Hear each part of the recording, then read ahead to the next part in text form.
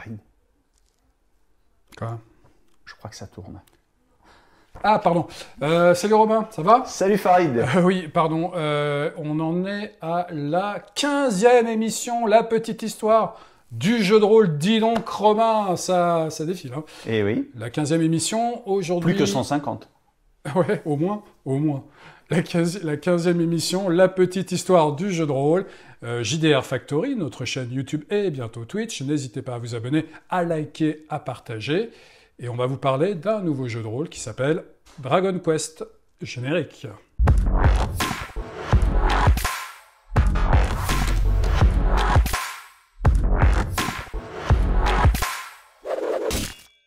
La petite émission du jeu de rôle. Aujourd'hui, nous allons vous parler de Dragon Quest, un jeu qui est sorti dans les années 80. Et pourquoi j'étais en train de lire avec passion un casus belli, un vieux casus belli, qui a pratiquement 40 ans, c'est le numéro 20.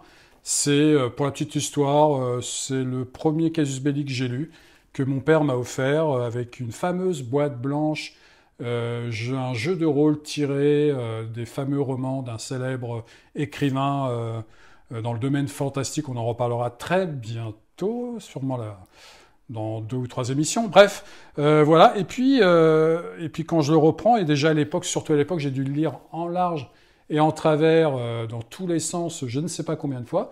Et puis on voit ici là le nom d'un jeu de rôle sorti en 1980 qui s'appelle Dragon Quest. Et là, dans ce casus belli, il y a un scénario qui est pas mal, que j'ai fait jouer d'ailleurs pour différents jeux de rôle, pas que Dragon Quest. Et on a, pour Dragon Quest, on a 3 personnes qui ont travaillé dessus. Et pas des lesquelles. moindres. Pas des moindres, ouais. parce que pour moi, ces personnes ont créé 2 des plus fameux jeux de rôle, l'un des plus grands jeux de rôle, qui est Paranoia et James Bond, le jeu de rôle. Donc on a Eric Goldberg, Gérard Klug et David James Ritchie. Voilà, Romain, on a du lourd là. Oui, on a du lourd. Ce qui va être du lourd. Ce qui va être du lourd, enfin, quoique, justement, on va voir qu'avec Dragon Quest, il y a aussi des innovations. Eric Goldberg, le premier. Alors lui, qui va travailler pour Chaosium notamment et pour le jeu de rôle Thieves World, et qui a également rejoint Greg Costikyan chez West End Games pour créer le fabuleux jeu qui est au panthéon du jeu de rôle Paranoia. Il a aussi créé en 1985 un jeu de plateau qui a été réédité récemment, qui s'appelle Tales of the Arabian Nights, qui est le jeu des 1001 nuits, qui est un jeu de plateau avec un livre type livre dont vous êtes le héros. Alors il n'a pas fait que ça, hein, mais disons que ce sont déjà des belles pierres de touche dans sa carrière. Gérard Klug, qui lui n'est autre que le game designer à titre personnel, de mes jeux de rôle favoris, et que je considère, et nous aurons une émission là-dessus, comme un des meilleurs jamais créés, qui est James Bond RPG pour Victory Games Incorporated, début des années 80. Et enfin, David James Ritchie, qui n'est autre que le comparse de Dave Hanson, dont nous avions déjà parlé, puisque c'est lui qui a coécrit les modules Blackmoor, pour Donjons et Dragons, avec donc Hanson. Donc tout de même un sacré trio. Alors, Dragon Quest, c'est un jeu médiéval fantastique, Heroic Fantasy, édité par SPI, Simulation Publications Incorporated. Qui font surtout du wargame. Tout à fait. Et d'ailleurs, on le voit dans les règles, hein, que c'est plutôt des wargamers qui ont écrit. Ah oui, ça... Et ça va très loin, les règles, là, quand même. Ah oui, ça va très pousse. loin. Mais si tu permets, avant, j'aimerais juste faire une petite précision, parce que peut-être que celles et ceux qui nous écoutent sont intrigués par ce titre, ce nom, Dragon Quest. Ils se disent, mais je connais Dragon, espace, Quest, le célèbre jeu vidéo, la série de jeux vidéo japonais. Alors il faut savoir que tout ça, c'est une question de nom, ça n'a pas vraiment de rapport. À l'origine, le jeu de rôle Dragon Quest devait s'appeler Dragon Slayer. Mais Walt Disney, les studios Walt Disney avaient sorti un film début des années 80, Dragon Slayer. Donc on leur a dit, ah non, vous pouvez pas. Alors c'est devenu Dragon Quest. Attaché. En fait, c'est attaché. C'est Dragon Quest avec D et Q majuscule, mais attaché. Et c'est devenu TM, trademark. Du coup, en Amérique du Nord, aux États-Unis, quand le jeu vidéo Dragon, plus loin Quest, est sorti, ils n'ont pas pu le publier sous ce titre. Et le jeu vidéo s'est appelé Dragon Warrior aux États-Unis. Mais à partir de 2003, le célèbre studio de jeux vidéo Square Enix a enregistré la trademark Dragon Espace Quest aux États-Unis, et Wizard of the Coast en 2016, qui a acquis TSR, qui est le nouvel éditeur de Dragon Quest, a abandonné, ils ont abandonné la trademark Dragon Quest. Ce qui fait que aux États-Unis, on parle à nouveau de Dragon Quest, le jeu vidéo, et avec donc un espace et Dragon Quest tout attaché. Voilà. Alors désolé pour ces petites précisions techniques, mais c'est un peu amusant de voir ce jeu sur les mots. Et alors question règle, alors oui, là on rentre un peu, il faut quand même le dire, un petit peu dans du lourd. Précisons que le jeu, il y a 6 caractéristiques. Voilà, 6 caractéristiques. On n'est pas dans de. Alors on reste, disons-le, on reste sur du grand classique, c'est-à-dire de la classe, de la caractéristique, force, agilité, dextérité manuelle, aptitude magique, endurance, willpower. Ouais, mais attends, moi ce que je trouve sympa là, c'est qu'on différencie agilité. Merci. Oui, l'agilité et la dextérité. Donc l'agilité absolument. Corporelle, la dextérité manuelle. Il y a des collèges de magie pour le système de magie, qui ont été plus ou moins nombreux suivant l'édition. Là, Farid, tu as montré la 3e édition. La première est donc sous forme de boîte, et la TSR. Et la CTSR, voilà, c'est plus SPI. Et surtout, ce qui est intéressant, c'est qu'il y a un concept de point de fatigue pour lancer les sorts, qui peut rappeler un peu le système de tunnels et trolls où on utilisait les points de vie pour l'énergie magique, par exemple. Et il faut savoir que c'est peut-être, à ma connaissance, le premier jeu de rôle qui abandonne l'idée des points de vie. Parce qu'on a en fait des tiers de jeux, c'est les points de fatigue et les points d'endurance, et qui, suivant les blessures que tu vas recevoir, tu vas être fatigué, puis si tu es fatigué, tu vas finir par recevoir des dégâts sur ton endurance qui vont t'occasionner des coups critiques, un peu comme à Warhammer ou Rollmaster, et qui ne peuvent être soignés que par du soin ou de la magie. Et donc ça, c'est intéressant de voir qu'ils ont utilisé cette caractéristique-là, sachant qu'on est dans un système d'échelle de points comparable plutôt à celui de RuneQuest. C'est-à-dire que c'est pas comme ADD où plus tu grimpes de niveau, plus tu as de points de résistance, de PV. Là, non. Même un guerrier de très haut niveau peut se faire avoir par des créatures ou des adversaires de faible niveau.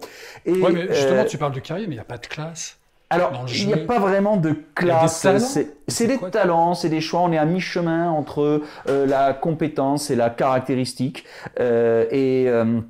Et donc, le système de combat d'ailleurs est particulièrement, disons-le, complexe, développé.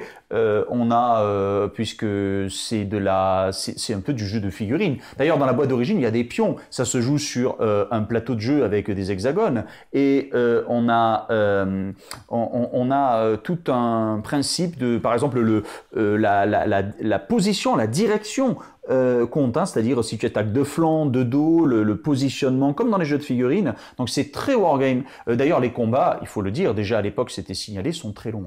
Les combats dans Dragon Quest sont très longs parce qu'il y a multiples options. Le round est vraiment subdivisé de façon très précise, très complexe, précise, disons, voilà. Effectivement, ce système de combat permet des affrontements tactiques, voire stratégiques, si on fait à plus grande échelle, particulièrement détaillés pour ce jeu qui a toujours, précisons-le, une communauté tout à fait. Alors, tout à fait. Très active. Et par contre, très tactique, très technique, très wargame, mais tu as parlé d'astrologie? Ah non. Personnage? Le ciel de naissance? Et oui, tiens, ça rappelle Chivalry and Sorcery. Oui. Parce que moi, je voulais savoir, je suis poisson, ascendant poisson. Je serais quoi alors alors ça, je n'ai plus en tête la chose dans le livret, désolé.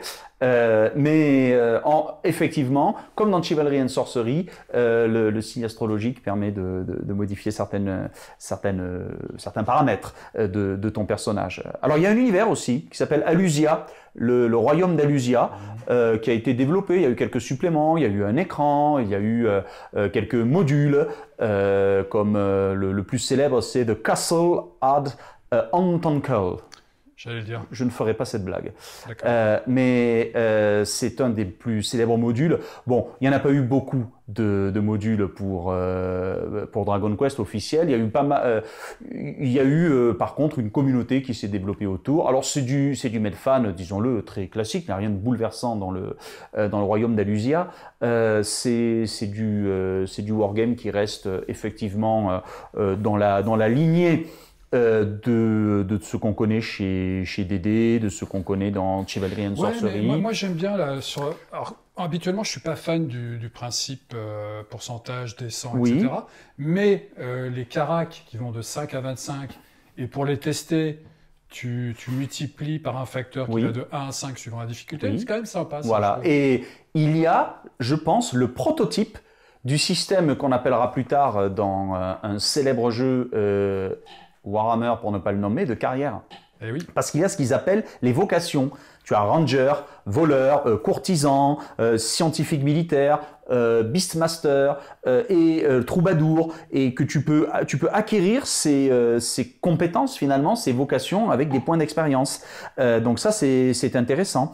Et pareil pour les armes. Tu apprends à te servir des armes comme les vocations. C'est-à-dire qu'on a un système qui, disons-le, est assez hybride entre carrière, qui s'appelle vocation, donc compétences, caractéristiques et l'expérience qui permet d'acheter un peu tout et de customiser ton personnage, un peu comme on peut le faire avec plus tard dans le système des mains avec des feats par exemple, des talents, ce genre de choses. Donc c'est quand même une réflexion sur le jeu de rôle qui est intéressante. On est en 1980, ils réfléchissent à un système différent pour les points de vie, avec donc l'endurance et la fatigue, plutôt que bêtement un bouclier, parce que les points de vie c'est une sorte de bouclier finalement, puisque ADD c'est un peu abstrait, il n'y a pas de... Je veux dire que tu aies 100 ou 10 PV, si je te fais 5 PV, ça fait pareil que tu en aies 10 ou 100, tu en as perdu 5.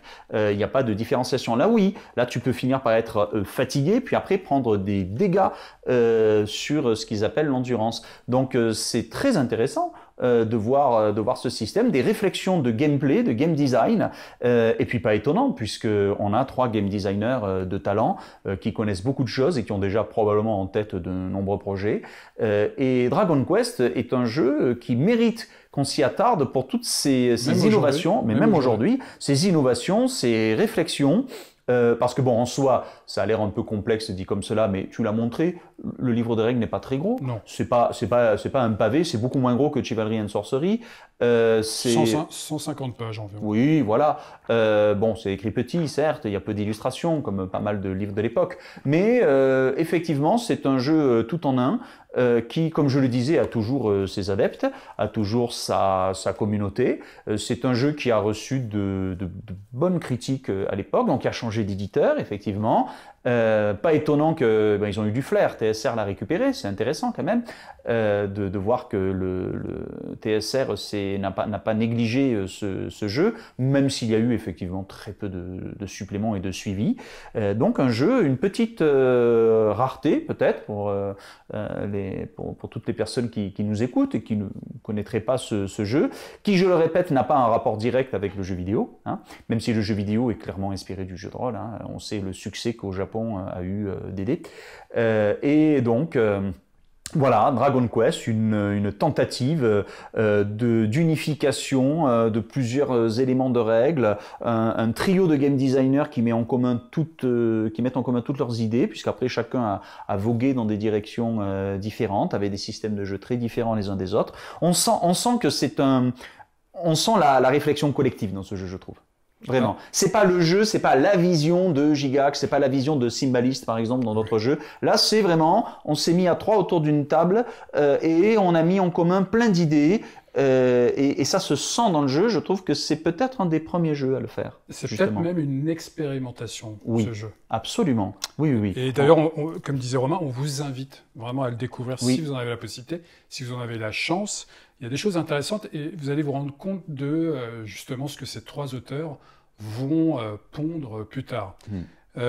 Alors, tu parlais de Japon tout à l'heure pour terminer l'émission. Juste pour vous préciser, dans une future émission, on va faire une émission un petit peu spéciale parce qu'on parle beaucoup des États-Unis, des jeux anglophones et puis très vite des jeux français. Mais on fera une émission, on va parler de façon succincte, mais on va parler de plusieurs jeux venant de l'étranger, du Japon, de Suisse, de l'Italie, de l'Espagne, de la Suède, de l'Allemagne. L'Allemagne, on fera quand même une émission à part pour un jeu bien connu. De la Pologne. De la Pologne aussi. Donc voilà, c'était pour préciser, ça arrive bientôt. Merci Romain. Merci Farid. C'était la 15e émission, vous présentez Dragon Quest. Et c'était la petite histoire du jeu de rôle de JDR Factory. Ciao. À bientôt. Ciao les gars.